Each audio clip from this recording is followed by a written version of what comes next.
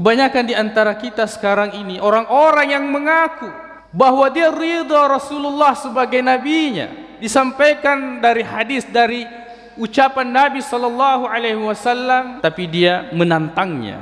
Di mana kadar cinta kita kepada Rasulullah sallallahu alaihi wasallam ketika melihat orang yang berpakaian misalnya celananya atau sarungnya atau jubahnya di atas mata kaki? Di mana kadar cinta kita kepada Nabi sallallahu alaihi wasallam?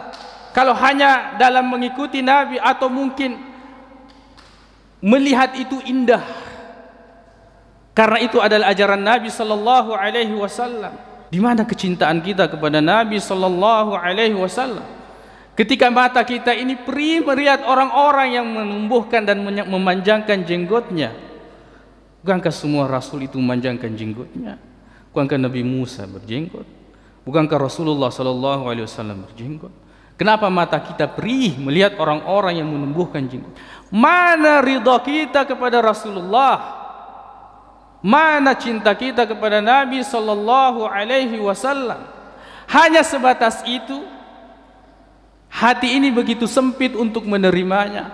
Hanya sekedar penampilan yang kemudian orang-orang mencoba untuk memiripkan dirinya penampilannya dengan Rasulullah sallallahu alaihi wasallam, itu pun dilakukannya karena panggilan iman kita kepada Nabi sallallahu alaihi wasallam.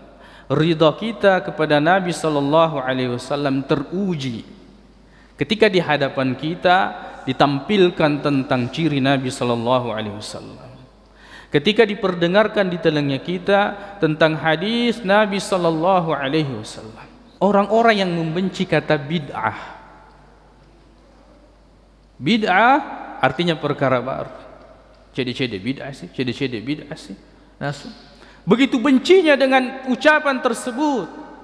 Apakah kita ini adalah orang-orang yang memunculkan bahasa dan istilah itu?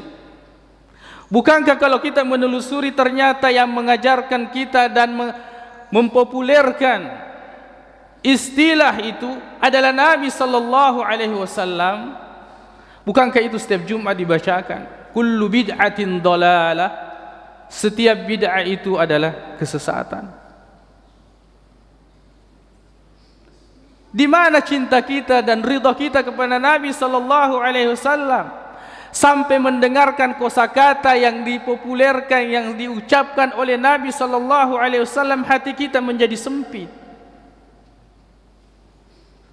Seperti itu ridha kita kepada Nabi sallallahu alaihi wasallam. Seperti itu cinta kita kepada Nabi sallallahu alaihi wasallam.